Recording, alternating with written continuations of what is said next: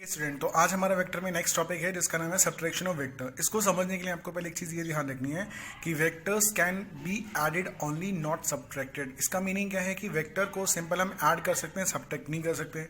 But अगर कहीं पे मुझे ए वेक्टर माइनस बी वेक्टर करना पड़े तो हम क्या करेंगे, तो उसको समझने के लिए हमें एक नया कंसेप्ट समझना पड़ेगा जिसका नाम है नेगेटिव ऑफ अ वेक्टर।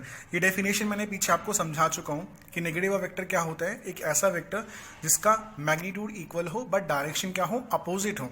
एक वेक्टर दूसरे वेक्टर के रिस्पेक्ट में मैग्नीट्यूड सेम रख सकता है बट डायरेक्शन अपोजिट होगी तो वो वेक्टर दूसरे वाले का नेगेटिव कहलाएगा। तो उसको यहाँ पे थोड़ा और अच्छे से समझते हैं।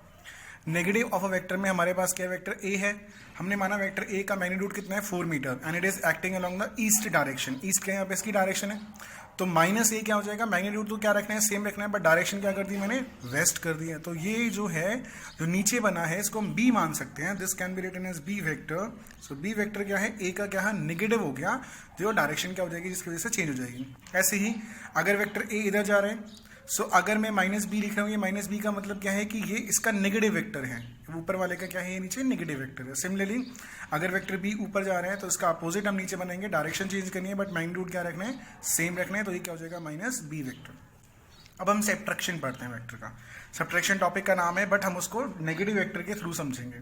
तो सब्ट्रैक्शन का मतलब मुझे क्या करना पड़ेगा, vector A minus vector B करने। तो हम इसको ऐसे ले सकते हैं, vector A plus of vector minus B, यानी वेक्टर ए और वेक्टर बी को मुझे करना ऐड है लेकिन माइनस बी वेक्टर को, यानी वेक्टर ए लेना है मुझे, माइनस ऑफ वेक्टर बी लेना है, इन दोनों को मुझे ऐड कर देंगे तो बेसिकली मेरे पास वेक्टर का सब्ट्रैक्शन हो जाएगा।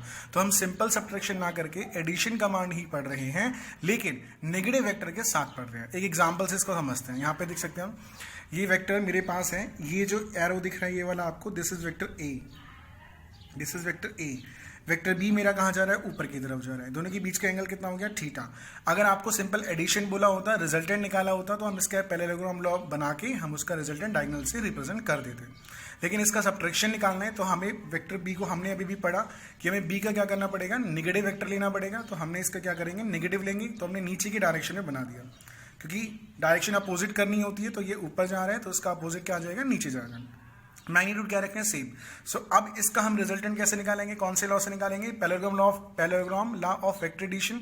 सो ये मेरे पास हमने इसके बना लिए हैं, पैरेलल साइड्स बना लिए हैं। ये क्या हो जाएगा, डायगोनल, और डायगोनल क्या देगा मुझे, रिजल्टेंट देते हैं। तो रिजल्टेंट की वैल्यू क्या हो जाएगी, A vector plus of minus B vector. Minus B vector why this is coming because we are taking negative of B vector. ठीक है, रिजल्टेंट का फॉर्मूला हम सबने पढ़ा, क्या होता है, A square plus B square plus 2ab cos theta. Theta की जगह हम यहाँ पे कितना पुट करेंगे, 180 माइनस थीटा, जो आप इस डायग्राम में यहाँ देख सकते हो। ये सही स्ट्रेट लाइन का एंगल पूरा होता है 180 डिग्री, उसमें से थीटा माइनस हो गया तो कितना आ जाएगा, 180 माइनस थीटा। तो हमने यहाँ पे पुट कर दिया। और कॉस 180 माइनस थीटा किसके बराबर होता है, माइनस कॉस थीटा की। तो यहाँ पे माइनस का साइन आ जाएगा। So this can be written as R equal to A square plus B square minus 2ab cos theta. तो ये हमारे पास रिजल्टेंट का फॉर्मूला आ जाएगा इन केस ऑफ सब्ट्रैक्शन। इसी तरह से अब इसमें डायरेक्शन भी निकाल सकते हैं। डायरेक्शन का फॉर्मूला क्या था, tan of beta which is equal to क्या होता है, बी साइन 180 माइनस थीटा करना पड़ेगा आपको। ठीक है, अपॉन में क्या हो जाएगा, a plus B cos 180 minus theta. तो यहाँ पे हम इसकी वैल्यूज पुट करके हम इसकी डायरेक्शन भी निकाल सकते हैं।